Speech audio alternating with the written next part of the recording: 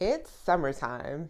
If you are looking for ways to plan a great summer, even though you're homeschooling and working from home, keep watching. Hey, what's up? Welcome to Mom Life on Purpose. My name is Kathryn. On this channel, I share practical resources and encouragement to help you create harmony in your work, homeschool, and mom life. And if that's your jam, be sure to subscribe so you don't miss a single video. You guys, summertime is one of my favorite times of the year because I love lemonade and lightning bugs and lots of laid back quality time with the people that I love. As a homeschool family, our summer routine is a lot more relaxed than it is during the rest of the year. Do you homeschool year round or are you taking a break this summer? If you're also a mom who works from home, you're probably trying to figure out how to keep your kids engaged, how to balance work and family time, and how to stay focused at work this summer. Some of you have already signed your kids up for camps and other activities, whether in person or virtual. Some of you are trying to find other things to do. If you're in that boat, I've got a few ideas for you. In this video, we're going to talk about a few things. How to make this a great summer for you and your whole family without running yourself ragged or going broke. How to manage working at home with your kids at home, and how to set up a summer rhythm that works for your family. There are a couple of hot topics that every parent deals with when the kids are at home all summer. Can you guess what they are? Watch until the end of the video to find out. So let's get into it, shall we? If you want to have a great summer, it helps to actually know what a great summer actually looks like for your family.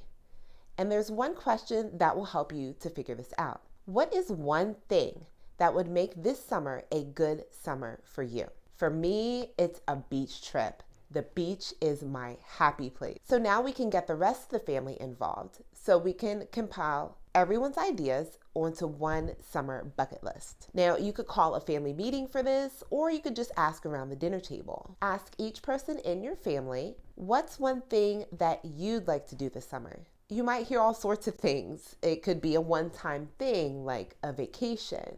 It could also be something that you could do on a weekly or a semi-weekly basis, like play dates or trips to the library. Take all of the suggestions that you've gotten from your family and add them to your summer bucket list. If you have a paper planner, I have a bucket list printable that will work perfectly for this.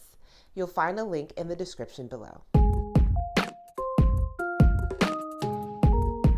So now that we have our summer bucket list, we can decide when we're going to do all these amazing things. What does your work schedule look like? Is it a fixed schedule or more flexible? Personally, I have a very flexible schedule, so I can set myself up to do more focused work during the morning hours when my kids are not awake and my brain is more awake, so that I can be more present with them during the day. Sometimes I get work done after my little ones are in bed for the evening. You can add your work hours into a digital calendar. I used Google Calendar, or you can write them out in your paper planner. If you're homeschooling throughout the summer, you can add in your homeschool blocks. I have a weekly schedule printable that will work great to help you set up your routine, and you'll find the link in the description. Take a look at your calendar and figure out when you can plug in some of the ideas from your bucket list. So now that we have your schedule put together, let's sprinkle a little fun on it. What are some things outside of your house that would be nice to do whenever you could fit them in? Some of you are already signed up for camps. If you're on a budget, there are plenty of ways to keep your kids engaged at home. For our family, we like to visit the library, the park, and the pool. Those are pretty low-key things that we can fit into our week, once a week or so. There are also things that I can put on auto repeat on my calendar so I don't have to think about it. And it gives us something to look forward to. There are two things that matter when it comes to summer planning that we don't often talk about. And these are your season of life and your capacity. Y'all, my summers looked very different when I had a baby, a toddler, and two older kids than they do now that all four kids are potty trained and out of diapers. My capacity was completely different when I was pregnant during the hot summer months. I had to work around my energy levels. And my capacity is much different now that I'm working from home. There's other things that can affect your capacity, like chronic illness or taking care of elderly parents. Maybe you're moving. Maybe these gas prices mean that you're spending less time in the car altogether. All of these things affect your capacity in some way or another, and that's going to affect how you spend your day. So give yourself grace. The key here is not to try to do what everyone else is doing, but to make your summer work for you. Planning your summer can seem like a gigantic, overwhelming task, but it really doesn't have to be. In fact, you don't even have to plan the whole summer all at one time. You could do that if that's what works for you and you need to do that. But if you are more of a go with the flow type of person, you could plan in like 2 to 4 week chunks. So like plan for the next 2 to 4 weeks, take a minute to evaluate how things are going, and then you can change things up if you need to. Remember, this is all about what works for you and your family. You set the tone and you get to decide. I hope you found some inspiration to help you with your summer planning. And hey, guess what? You made it to the end of the video. So remember before when I mentioned that there's a couple of hot topics when it comes to having kids at home for the summer? Do you know what they are? Yep, you guessed it. Screen time and boredom. Let's talk about screen time for a minute. If you're a parent watching this video, chances are screen time is on your mind somewhere. Like we're always trying to figure out how to help our kids find a balance and to keep them from becoming screen obsessed zombies, am I right? Before we talk about boundaries, I think it's important that we take a minute to define screen time. Now, growing up, I watched a lot of cartoons and sitcoms, and there was some educational programming here and there. But these days, technology is much more interactive, and our kids actually have a ton of opportunities to create things and to develop their motor skills and their critical thinking skills. It's not all about mind-numbing content when it comes to screen time. I think though, if you're anything like me, what you're looking for is a healthy balance. And that actually starts with us and what we model for our kids.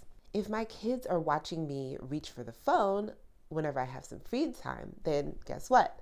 They're going to be prone to reach for screens themselves when they're bored. This is something that I definitely struggle with from time to time. So I get it. I know how it goes. And I'm not judging. Screen binging is a thing, and it's usually about boredom. It's like the fast food of entertainment. It's readily available, it's quick and easy. But in a nutshell, here are a couple things that you can do to manage screen time. Number one, get to the root of what your desire is as it pertains to screen time. So the question for you is, what do you want for your family when it comes to screens? For my husband and myself, we want our kids to spend most of their screen time creating and thinking critically rather than mindlessly consuming content. And that intention is going to help us choose the type of content that we make available in our home for our kids. Number two, you can set time-based boundaries by designating a certain time frame for screen hours, or you can give your kids a screen time budget where they get a certain amount of hours that they get to use each day. So I want to hear from you. How do you handle screen time at your house? Now that we've talked about screen time, let's talk a minute about boredom. First off, there's nothing wrong with a little boredom now and then. Our minds need a break now and again, and some of our best ideas can come after a period of mental rest. However, boredom isn't something that you want to deal with on like a constant basis. So here are some ideas to help keep your kids engaged at home. You can create a boredom buster jar or a box or a list. So what you're going to do is make a list with your kids, have them generate some ideas. You can mix in some of your own ideas. You can help your kids set some goals, write them down, cut out slips of paper, and put all of these in a box or a jar that they can choose from, or you can just keep the list whole. Also, give your kids some chores. I know it can be a whole thing to teach your kids how to do housework. Ooh, do I know. There's a little bit of patience involved. Okay, there's a ton of patience involved. They're going to make mistakes along the way while they're figuring out how to do tasks. And you're probably going to have to spend some time reteaching things. If you can see past that and see past perfection, the benefits go on forever. You're setting up your kids to be responsible people. You're building their confidence. Because one day your kids are going to be renters, homeowners, roommates, they might be spouses. And it'll be a much better situation for them to enter into if they already have some idea of how to take care of a living space. Now, some of us are living in an environment where mom does all the housework things and mom does everything for everybody. And let me tell you, that situation is a fast track for burnout. And it actually does a disservice to everyone in your household. If you find yourself in that spot now, It's okay. I've totally been there. So I had this vision of a family culture where everyone participates in taking care of our living space because we appreciate what we have and we want it to be a nice space to live in. Over the years, we've made huge strides to move towards that vision. It is by no means perfect, but it is much better than it was in the past, and I can live with that. Anyway, I could go on and on about this topic. If you want to see more videos on homemaking, let me know. Let's talk about your job for a minute. I don't know what kind of work you do. Actually, let me know in the comments. What kind of work do you do? I'm a content creator and I'm working on a few other things that I'll share about more in the future. I don't know how this might work for you in your job, but recently I've been inviting my kids into my work to kind of job shadow where it's possible. My kids help me film videos. They make signs for me to keep people out when I'm filming. They help me with music and transitions and graphics. And I love hearing their ideas. And they provide so much moral support.